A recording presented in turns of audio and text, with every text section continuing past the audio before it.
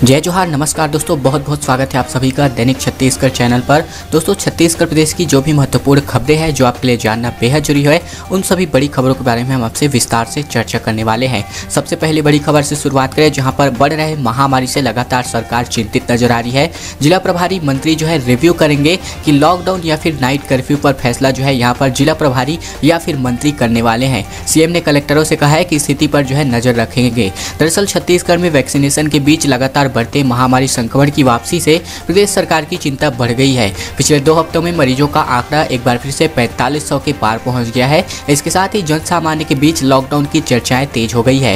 हालांकि सीएम भूपेश बघेल ने पहले ही स्पष्ट कर दिया है कि प्रदेश में महामारी की स्थिति नियंत्रण में है और अभी लॉकडाउन फिलहाल नहीं लगने वाला है। किंतु अब फिर बढ़ते मामलों से शासन प्रशासन चिंतित है। इस बीच सरकार ने भी एहतियातन उपाय बरतने की तैयारियां शुरू कर दी है। सीएम भूपेश बघेल ने सभी जिला कलेक्टरों को स्थिति पर नजर रखने के लिए कहा है। निजीकरण के विरोध में बैंकों का ताला तीसरे दिन भी यहां पर नहीं खुल पाया। अब बंद भी रहा। यहां पर करोड़ों का जो चेक है अटका रह गया। एटीएम भी लगातार खाली चल रहे हैं। शनिवार और रविवार को लगातार 2 दिनों की छुट्टी के बाद सोमवार को भी बैंक नहीं खुल पाए। इसके अलावा मंगलवार को भी इसी प्रकार के हालात रहे। वजह है बैंक कर्मचारियों की हड़ताल। दरअसल केंद्र सरकार द्वारा बैंकों के निजीकरण से कर्मचारी बेहद आक्रोशित है। इसी के चलते यूएफबीयू ने 2 दिवसीय राष्ट्रीय हड़ताल का आह्वान किया था। इसके समर्थन में स्टेट बैंक ऑफ इंडिया समेत सभी सरकारी और कई निजी बैंक बंद रहे। कर्मचारी जो है मंगलवार को भी बैंकों में तालाबंदी करके विरोध इन्होंने जता दिया है। इधर हड़ताल के चलते बैंकों में पूरा दिन कामकाज ठप रहा। इस वजह से करोड़ों के चेक जाम हुए। एटीएम में भी जो कैसेस है नहीं डाले जा सके। बढ़ते संक्रमण के बीच एक महत्वपूर्ण फैसला ले लिया गया है छात्र छात्राओं के लिए। दरअसल सभी सरकारी स्कूलों में 9वीं और 11वीं की परीक्षाएं अब ऑनलाइन माध्यम से होने वाली है। मोबाइल पर इसके लिए प्रश्न पत्र भेजे जाने हैं। रायपुर में छत्तीसगढ़ बोर्ड के सरकारी और प्राइवेट स्कूलों में 9वीं 11वीं की परीक्षाएं ऑनलाइन ली जानी है। महामारी संक्रमण के बढ़ते खतरे को देखते हुए शिक्षा विभाग ने फिलहाल रायपुर में 9वीं 11वीं की परीक्षाएं स्कूल में आयोजित नहीं करने का फैसला ले लिया है। अब स्कूल प्रबंधन अपने अपने स्तर पर परीक्षाएं लेने वाले हैं। तारीख से लेकर के समय सब स्कूल प्रबंधन ही तय करने वाले हैं। वहीं सीबीएसई के स्कूलों में ऑनलाइन परीक्षा का निर्णय पहले ही लिया जा चुका है। शिक्षा विभाग के अफसर अब तक इसके लिए ऑनलाइन परीक्षा से पीछे हट रहे थे, क्योंकि सरकारी स्कूलों में पढ़ने वाले ज्यादातर बच्चों के पेरेंट्स के पास स्मार्टफोन्स नहीं हैं। वहीं दूरस्थ ग्रामीण इलाकों में भी नेटवर्क की समस्याएं रहती है, इसलिए भी परीक्षाएं ऑफलाइन लेने की तैयारियां थी। मार्च के शुरुआती दिनों से अचानक ही महामारी के केसेस बढ़ गए। इस वजह से अब स्कूलों में परीक्षाएं आयोजित करना जोखिम भरा हो रहा है। इसलिए इनको जो है फिलहाल ऑनलाइन माध्यम से कराया जा रहा है। उपेक्षा की शिकायत जो है निकलकर सामने आ रही है। केंद्र ने उड़ान योजना के तहत 196 हवाई रूटों को जो है मंजूरी दी है, लेकिन छत्तीसगढ़ के हिस्से में सिर्फ बिलासपुर को ही डाला गया है। केंद्र सरकार की ओर से उड़ान योजना अंतर्गत लगभग 196 नए हवाई रूटों को मंजूरी दी गई है, लेकिन इस योजना में छत्तीसगढ़ के हिस्से में मात्र बिलासपुर अंबिकापुर की उड़ान आई है। इसलिए इस फैसले का कई सार्वजनिक और सामाजिक समितियों ने विरोध करना शुरू कर दिया है। हवाई सुविधा जनसंघर्ष समिति ने इस फैसले पर आपत्ति दर्ज कराते हुए केंद्रीय उड़ान मंत्री हरदीप सिंह पुरी को चिट्ठी लिख दी है। वहीं बिलासपुर से जल्द ही हैदराबाद, कोलकाता और मुंबई की भी उड़ानें शुरू करने की मांग इस पर कही गई है। समिति का आरोप है कि केंद्र सरकार की ओर से लगातार छत्तीसगढ़ की उपेक्षा करी जा रही है। सुपेबेड़ा का अभिशाप निकलकर सामने आ रहा है। 2000 की आबादी वाले गांव में 150 को ही यहां पर किडनी रोग हो चला है। इसके अलावा 75 लोगों की मौत अब तक हो चली है। ग्रामीणों का कहना है कि पीने का साफ पानी यहां पर उपलब्ध नहीं कर पा रही है सरकार। अफसरों का कहना है कि देसी इलाज यहां पर जान ले रहा है। किसकी बात नहीं माने, किसकी बात नहीं माने, अब भी असमंजस की स्थिति बताई जा रही है। सरकारी आंकड़ों में अब तक 75 से ज्यादा मरीजों की मौत हो चुकी है, लेकिन ये तो सिर्फ सरकारी आंकड़े हैं। असल में जो आंकड़े हैं कुछ और ही और इशारा करते हैं। दरअसल हैंडपंप जो है यहाँ पर लगा है, लेकिन जो हैंडपंप से पानी है वो पीने लायक नहीं है। 50 से ज्यादा महिलाएं अब तक विधवा हो चुकी है। कई परिवार उजड़ गए हैं। वहीं ग्रामीणों का कहना है कि तेल नदी से जो है इनको पानी दिया जाए। छत्तीसगढ़ के गरियाबंद के सुपेबेड़ा गांव में मौत का सिलसिला लगातार जारी है। सोमवार रात एक बार फिर से किडनी रोगों की जो मौत का गाँव है वो पूरी तरीके से चर्चा में चल रहा है। अब तक जो है सरकार के द्वारा बड़ी बड़ी घोषणाएं की जाती है कि इनको जो है स्वच्छ जल पीने लायक उपलब्ध हो सकेगा, लेकिन ये जो सिर्फ दावे हैं, दावे ही रहकर रह जाते हैं। छात्रों का आक्रोश निकलकर सामने आ रहा है। इनका कहना है कि जब 6 महीने पढ़ाई ऑनलाइन माध्यम से हुई है तो एग्जाम ऑफलाइन आखिरकार क्यों लिया जा रहा है। हेमचंद यादव यूनिवर्सिटी में छात्रों ने जम करके प्रदर्शन किया है। इसके अलावा पूरे जो है प्रदेश स्तर पर जो छात्र संघ के नेता हैं, छात्र संघ के जो स्टूडेंट है, साथ ही साथ पूरे छात्र छात्राएं हैं, इन्होंने जो है विश्वविद्यालय का घेराव करना शुरू कर दिया है। कई दिनों से इन्होंने जो है कई बड़े बड़े विश्वविद्यालय का घेराव किया है। इनमें से एक ही हेमचंद यादव विश्वविद्यालय, इनका घेराव बीते दिन किया गया था। NSUI ने विश्वविद्यालय प्रशासन के सामने आगामी परीक्षाओं को ऑनलाइन माध्यम से कराने की मांग की है। यूनिवर्सिटी कैंपस में जाकर के इन्होंने नारेबाजी की है। दरअसल यहां पर कुलपति ने इनको जो है आश्वासन दिया है कि ऑनलाइन एग्जाम की मांग को लेकर के NSUI समर्थित विद्यार्थियों का धरना जो है जिलाध्यक्ष आदित्य सिंह और NSUI कार्यकर्ता अध्यक्ष गुरलीन सिंह के नेतृत्व में किया गया। प्रदर्शन में दुर्ग, भिलाई के अलग अलग प्रमुख महाविद्यालय के छात्र छात्राएं पहुंचे हुए थे। कुलपति से मांग की गई है कि जब पढ़ाई ऑनलाइन हुई है तो एग्जाम ऑनलाइन ही कराया जाए। इस वजह से महामारी जो है छात्रों को स्वास्थ्य को लेकर के यहाँ पर कुलपति को ज्ञापन सौंपा गया है। दोस्तों वक्त तो चला अगली बड़ी खबर को जानने का, लेकिन उससे पहले हमारी एक छोटी सी प्रार्थना है आप सभी से। अगर आपने इस चैनल को अभी तक सब्सक्राइब नहीं किया है तो इस वीडियो के नीचे लाइक बटन है, इसको दबा करके वीडियो को लाइक कर देना है।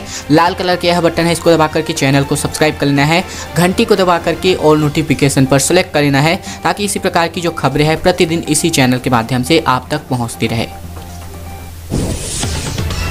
छत्तीसगढ़ की राज्यपाल ने 2 नए सूचना आयुक्तों को शपथ दिलाई है। राज्य सूचना आयोग में अब सभी पद भरे जा चुके हैं। धर्मेंद्र जायसवाल और मनोज कुमार त्रिवेदी ने जो है पद की शपथ ली है। कई महीने से राज्य सूचना आयुक्त के 2 पद यहां पर खाली हुए थे। दरअसल छत्तीसगढ़ राज्य सूचना आयोग के 2 सूचना आयुक्तों ने बीते दिन पद और गोपनीयता की शपथ के बाद अपनी जिम्मेदारियां संभाल ली हैं। राज्यपाल अनुसुईया उइके ने राजभवन के दरबार हाल में आयोजित समारोह में नवनियुक्त राज्य सूचना आयुक्तों धर्मेंद्र जायसवाल और मनोज कुमार त्रिवेदी को पद एवं गोपनीयता की शपथ दिलाई। सरकार ने इन नियुक्तियों की घोषणा जो है 1.5 सप्ताह पहले ही कर दी थी।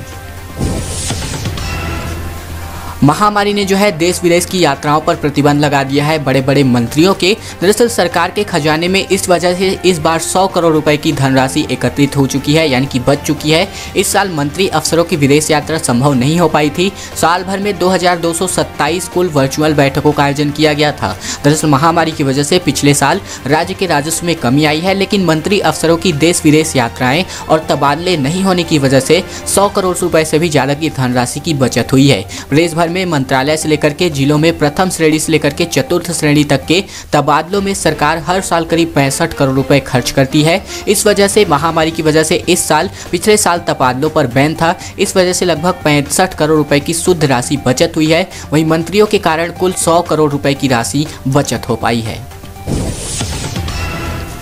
सेवा का प्रशिक्षण दिया जाना है। दरअसल छत्तीसगढ़ में 17 सालों बाद कांग्रेस सेवा दल का राष्ट्रीय प्रशिक्षण शिविर आयोजित किया जाना है। चंपारण में देश भर से 300 प्रतिभागी जुटने वाले हैं। सोमवार से शारीरिक बौद्धिक प्रशिक्षण की शुरुआत हो चली है। खाद्य एवं संस्कृति मंत्री अमरजीत भगत भी शिविर में पहुंचे हुए थे। रायपुर जिले के प्रसिद्ध तीर्थ क्षेत्र चंपारण में कांग्रेस सेवा दल का अखिल भारतीय विशारद प्रशिक्षण कार्यक्रम है शुरू हो गया है। 10 दिन चलने वाले इस प्रशिक्षण शिविर में 5 चुनावी राज्यों को छोड़ करके शेष भारत के 300 प्रतिभागी शामिल हो रहे हैं। छत्तीसगढ़ में अब से पहले इस तरह का प्रशिक्षण शिविर 17 साल पहले लगभग 2003 में लगा हुआ था। प्रशिक्षण शिविर के उद्घाटन समारोह में पहुंचे खाद्य एवं संस्कृति मंत्री अमरजीत भगत का कहना है कि सेवा दल कांग्रेस संगठन की रीढ़ की हड्डी है। यह संगठन अपने अनुशासन और सेवा के जज्बे के लिए जाना जाता है। Road safety world cricket series जो है अब बिना मास्क के स्टेडियम में प्रवेश नहीं मिलने वाला है। बिना मास्क के पाए जाने पर यहां पर संयुक्त रूप से कार्यवाही की जानी है। राजधानी के नवा रायपुर स्थित शहीद वीर नारायण सिंह अंतर्राष्ट्रीय क्रिकेट स्टेडियम में चल रहे road safety world cricket series में अब बिना मास्क के एंट्री आप लोगों को नहीं मिलने वाली है। महामारी के बढ़ते मामलों को देखते हुए यह निर्णय लिया गया है। दर्शक अब बिना मास्क के स्टेडियम में प्रवेश नहीं कर सकते हैं। मैच के दौरान यदि कोई दर्शक बिना मास्क के पाया जाता है तो उनके खिलाफ आवश्यक कार्यवाही की जानी है। फिलहाल रायपुर जिला प्रशासन के द्वारा यह आदेश पारित किया जा चुका है।